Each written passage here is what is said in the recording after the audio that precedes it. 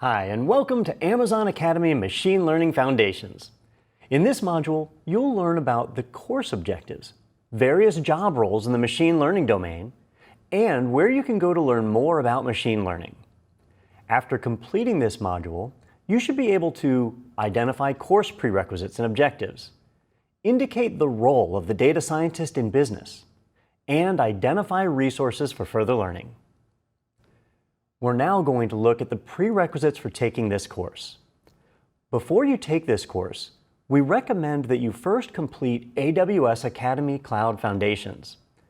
You should also have some general technical knowledge of IT, including foundational computer literacy skills like basic computer concepts, email, file management, and a good understanding of the internet. We also recommend that you have intermediate skills with Python programming and a general knowledge of applied statistics. Finally, general business knowledge is important for this course. This includes insight into how information technology is used in business. It's also important to have business-related skill sets, such as communication skills, leadership skills, and an orientation towards customer service. In this course, you'll be introduced to the key concepts of machine learning, its tools, and its uses.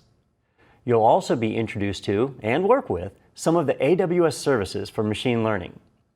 You'll learn how to recognize how machine learning and deep learning are part of artificial intelligence, describe artificial intelligence and machine learning terminology, identify how machine learning can be used to solve a business problem, describe the machine learning process, list the tools available to data scientists, and identify when to use machine learning instead of traditional software development methods. As part of this course, you'll also learn how to implement a machine learning pipeline. This includes how to formulate a problem from a business request, obtain and secure data for machine learning, build a Jupyter notebook by using Amazon SageMaker, outline the process for evaluating data, explain why data needs to be pre-processed, and use open source tools to examine and pre-process data. You will also use Amazon SageMaker to train and host a machine learning model, use cross-validation to test the performance of a machine learning model, use a hosted model for inference, create an Amazon SageMaker hyperparameter tuning job to optimize a model's effectiveness. And finally, how to use managed Amazon machine learning services to solve specific machine learning problems in forecasting, computer vision, and natural language processing. We'll now review the course outline. To achieve the course objectives, you'll complete the following modules. To start, in Module 2, you'll get an introduction to machine learning. In Module 3, you'll learn how to implement a machine learning pipeline with Amazon SageMaker. Modules 4, 5, and 6 describe how to apply managed Amazon machine learning services for problems in forecasting, computer vision, and natural language processing. Finally, Module 7 is a summary of the course. It also includes an overview of steps you can take to work towards the AWS Certified Machine Learning Specialty. The next 5 slides provide more detail about the subtopics covered in each module. The purpose of Module 2 is to introduce you to major concepts for understanding machine learning. Section 1 describes the overall field of machine learning and how machine learning relates to artificial intelligence and deep learning. In Section 2, you'll learn about some of the most common business problems you can solve with machine learning. Section 3 describes the general workflow for solving machine learning problems. You'll also learn some of the more common machine learning terms. In Section 4, you'll review some of the commonly used tools by machine learning professionals. And lastly, in Section 5, you'll get an overview of some of the common challenges you'll face when working with machine learning problems. In Module 3, you'll get an introduction to Amazon SageMaker and how you can use it to implement a machine learning pipeline. The module focuses on the application of machine learning to solve problems with several public domain data sets as examples of the machine learning pipeline.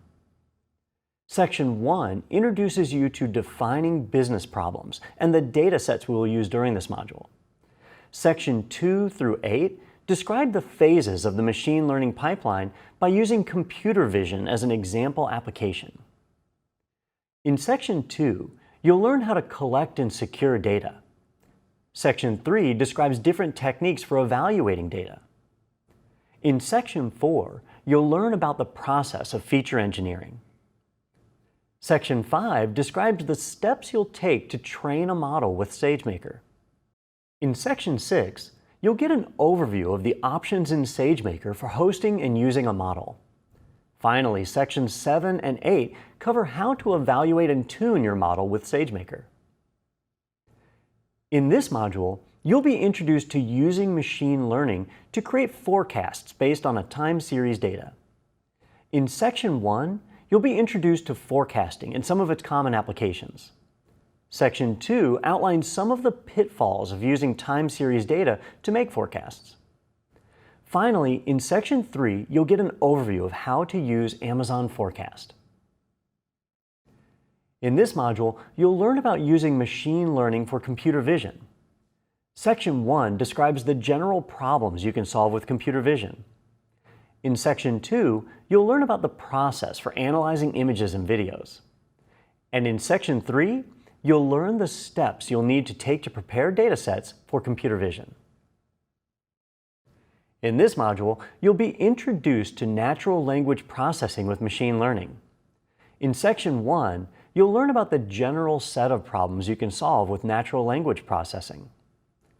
Section 2 reviews some of the managed Amazon machine learning services you can use to address natural language processing problems.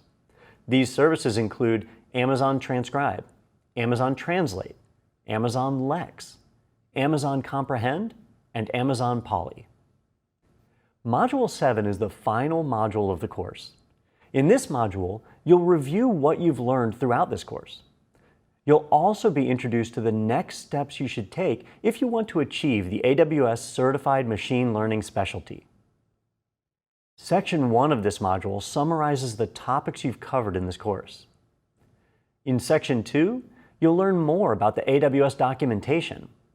You'll also review 2 common frameworks for applying AWS services. And finally, Section 3 describes the steps you should take if you want to continue working towards the AWS Certified Machine Learning Specialty.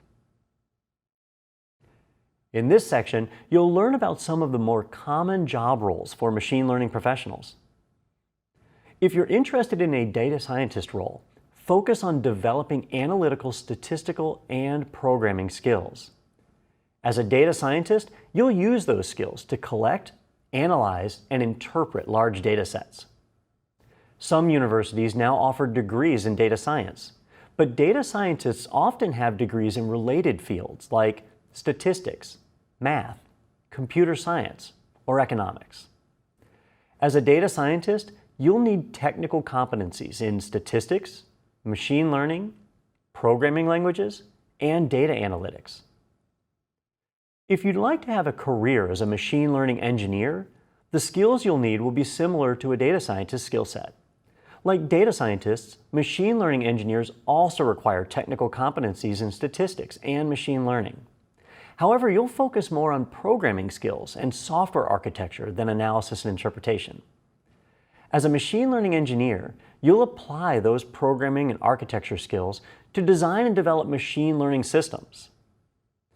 Machine learning engineers often have previous experience with software development, and they rely more heavily on programming and software engineering than other machine learning roles. You might also be interested in a career in science where you can apply machine learning technology to your field.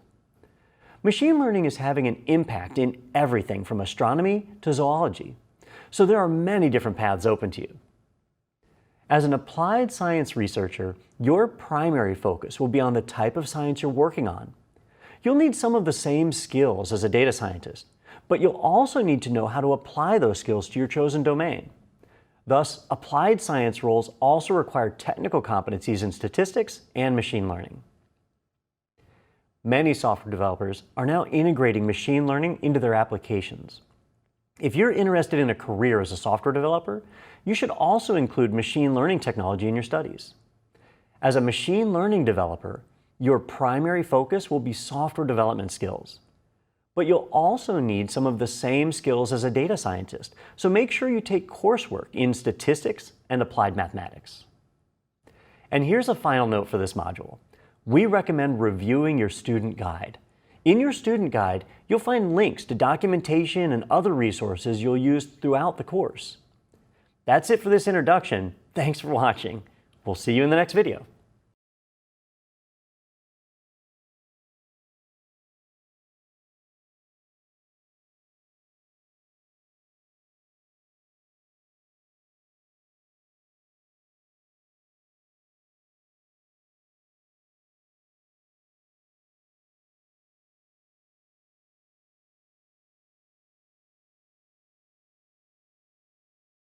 Hi, and welcome to Module 2 of AWS Academy Machine Learning. In this module, we're going to introduce machine learning. We'll first look at the business problems that can be solved by machine learning. We'll then talk about terminology, process, tools, and some of the challenges you'll face. After completing this module, you should be able to recognize how machine learning and deep learning are part of artificial intelligence. Describe artificial intelligence and machine learning terminology. Identify how machine learning can be used to solve a business problem. Describe the machine learning process. List the tools available to data scientists. And identify when to use machine learning instead of traditional software development methods. You're now ready to get started with Section 1. See you in the next video.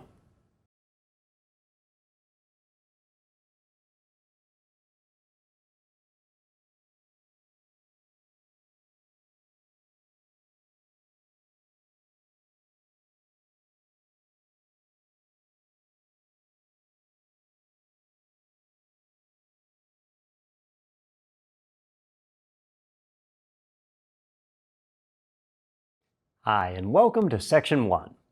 In this section, we're going to talk about what machine learning is. This course is an introduction to machine learning, which is also known as ML. But first, we'll discuss where machine learning fits into the larger picture. Machine learning is a subset of artificial intelligence, or AI. This is a broad branch of computer science that's focused on building machines that can do human tasks. Deep learning is a subdomain of machine learning. To understand where these all fit together, we'll discuss each one. As we just mentioned, machine learning is a subset of a broader computer science field known as artificial intelligence. AI focuses on building machines that can perform tasks a human would typically perform. In contemporary popular culture, you've probably seen AIs in movies, television, or works of fiction. For example, you might have seen AIs that control the world around them, or that start acting on their own initiative. These AIs started as computer agents that perceive their environments and take actions to achieve a specific goal, though maybe not the outcome the creators originally wished for. Other fictional AIs interact extensively with humans as helpers or workers, and they generally do a better job working with humanity, but they're more general in purpose.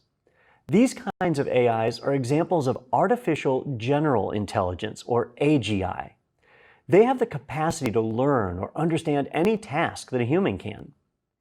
AI problems typically span many fields of research, such as natural language processing, reasoning, knowledge representation, learning, perception, and physical environment interaction. AI isn't yet a reality for us, unless we're all truly living in a simulation. But every year, we move closer to it in each of those areas. You might have also read or seen commentary on the ethics of creating AI. Not all views are positive, perhaps partly in fear of the malicious fictional AIs that want to destroy humanity or use them as power sources. Or perhaps they're concerned about the risk of mass unemployment because an intelligent machine could work 24/7 and not need any breaks. Don't worry though, we're not going to build the next rogue AI in this course, maybe in the next one. If you do a search, you'll probably find many definitions of machine learning. There isn't a universally agreed upon definition, so we'll start by looking at a couple of definitions. For example, we could say machine learning is the scientific study of algorithms and statistical models to perform a task by using inference instead of instructions. This isn't a bad starting point. The key point here is using algorithms and statistical models instead of instructions. To help you better understand this, we'll apply this idea to a concrete example. Suppose you need to write an application that determines if an email message is spam or not. Without machine learning, you'd need to write a complex series of decision statements using if and else statements. You'd also need to use words in the subject or body, the number of links, and the length of the message to determine if an email message is spam. It would be hard and labor-intensive to build a large set of rules covering every possibility. With machine learning, however, you could use a list of email messages that were marked as spam or not spam and train a machine learning model. The model would then learn which patterns of words, length, and other attributes are good indicators of spam messages. If you presented the model with an email message it hadn't seen before, the model would perform a prediction to say whether the message was spam or not spam. Deep learning represents a significant leap forward in the capabilities for artificial intelligence and machine learning. The theory behind deep learning was created from how the human brain works. An artificial neural network, or ANN, is inspired by the biological neurons found in the brain, although the implementation has become very different. Artificial neurons have one or more inputs and a single output. These neurons fire or activate their outputs based on a transformation of the inputs. A neural network is composed of layers of these artificial neurons with connections between the layers. There are typically input, output, and hidden layers in the network. The output of a single neuron connects to the inputs of all the neurons in the next layer. The network is then asked to solve a problem. The input layer is populated from the training data, and the neurons activate throughout the layers until an answer is presented in the output layer. The accuracy of the output is then measured. If the output doesn't meet your threshold, the training is repeated, but with slight changes to the weights of the connections between neurons. The neural network will do this repeatedly. Each time it strengthens the connections that lead to success and diminishes the connections that lead to failure. As you'll see in this course, machine learning practitioners spend a lot of time optimizing the ML models, selecting the best data features to train with, and selecting the models with the best results. In contrast, deep learning practitioners spend almost no time on those tasks. Instead, they spend their time modeling data with different ANN architectures. Though the theory for deep learning goes back decades, the hardware needed to run deep learning problems wasn't generally accessible until recently. But now that it's available, you can use deep learning to address problems that are more complex than the problems you could have worked on before. Mainstream machine learning is a recent occurrence. Rapid advancements in machine and deep learning only started around the mid-2000s. This is partly because Moore's law and the rise of cloud computing resulted in easier access to larger, faster, and cheaper compute and storage capabilities. You can now rent computing power for a few hours for pennies.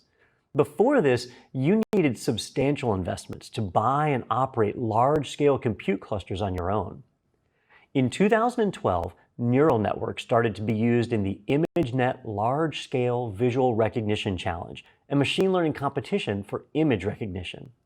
The accuracy rate jumped up to about 82% and has been steadily climbing ever since.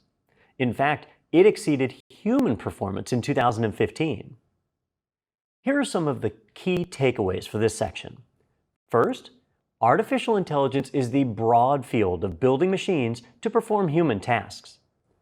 Also, machine learning is a subset of AI.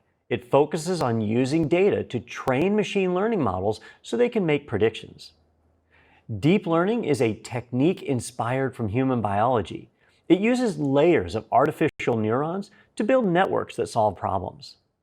And last, advancements in technology, cloud computing, and algorithm development have led to a corresponding advance in machine learning capabilities and applications. That's it for this section. We'll see you in the next video.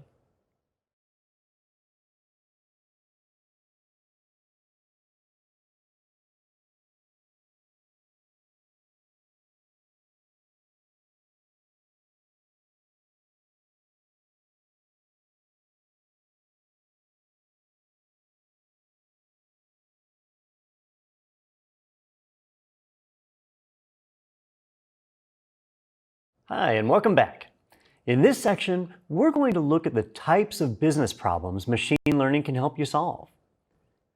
Machine learning is used all across your digital lives.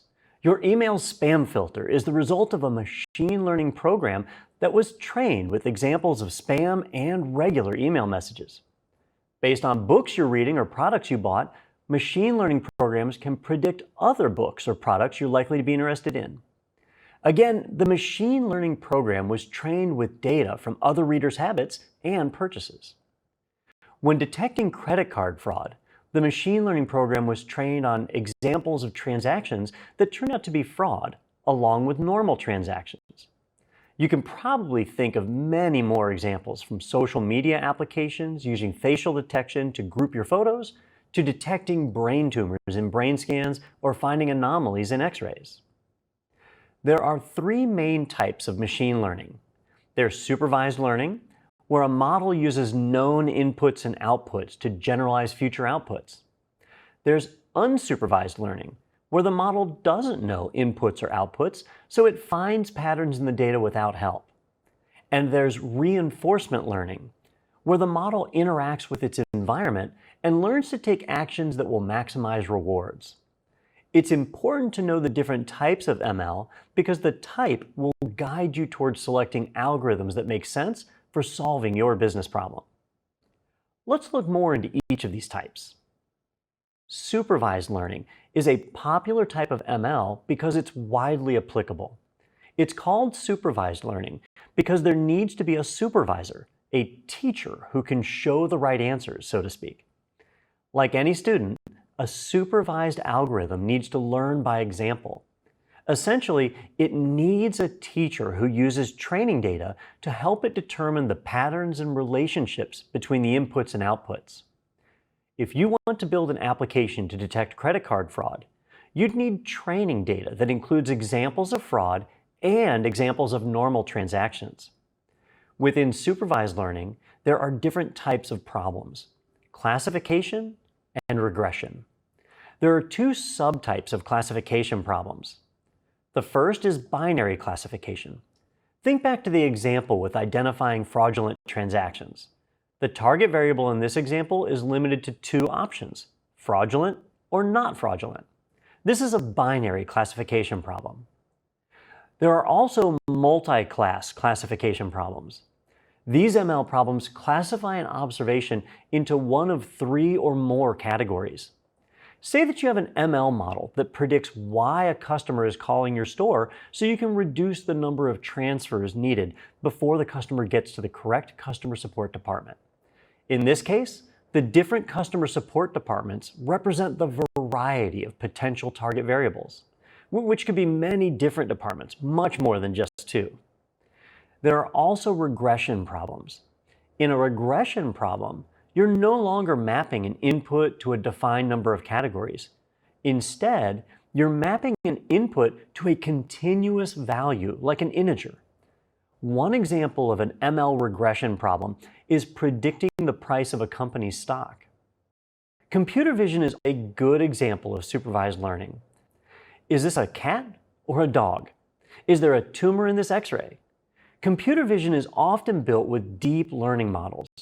It automates the extraction, analysis, classification, and understanding of useful information from a single image or a sequence of images. Computer vision enables machines to identify people, places, and things in images with accuracy at or above human levels and with greater speed and efficiency. The image data can take many forms, such as single images, video sequences, views from multiple cameras, or three-dimensional data. You'll learn more about computer vision later in this course. We'll now discuss unsupervised machine learning. Sometimes all you have is the data. There's no supervisor in the room. In unsupervised learning, labels aren't provided like they are with supervised learning. You don't know all the variables and patterns. In these instances, the machine has to uncover and create the labels itself. These models use the data they're presented with to detect emerging properties of the entire data set. Then, they construct patterns from those properties. Clustering is a common subcategory of unsupervised learning. This kind of algorithm groups data into different clusters based on similar features. It does this to better understand the attributes of a specific cluster. For example, by analyzing customer purchasing habits, unsupervised algorithms can identify groups of customers that are associated with the size tier of a company. The advantage of unsupervised algorithms is that they enable you to see patterns in the data that you weren't aware of before. Natural language processing is also known as NLP. This is another area of machine learning that's experiencing growth. If you've ever used Alexa or any other voice assistant, they'll use NLP to try and answer your question. NLP isn't just about speech, it's also about written text. NLP shows up in many applications. For example, NLP is used with chat or call center bots, which are automated systems that help you get your bank balance or order food from a restaurant. You can use NLP in translation tools, which convert text between languages. For example, you might use applications that translate menus in real time. NLP is also used in voice-to-text translations, which convert spoken words into text. And finally, NLP can be used in sentiment analysis, which you can use to analyze the sentiment of comments and reviews of products, music, and movies. These sentiments could be used to give the movie an audience rating. You'll learn more about NLP later in this course. Another kind of machine learning that's been gaining popularity recently is reinforcement learning. Unlike other machine learning, reinforcement learning continuously improves its model by mining feedback from previous iterations. In reinforcement learning, an agent continuously learns through trial and error as it interacts in an environment. Reinforcement learning is broadly useful when the reward of a desired outcome is known, but the path to achieving it isn't. And that path requires a lot of trial and error to discover. Take the example of AWS Deep Racer.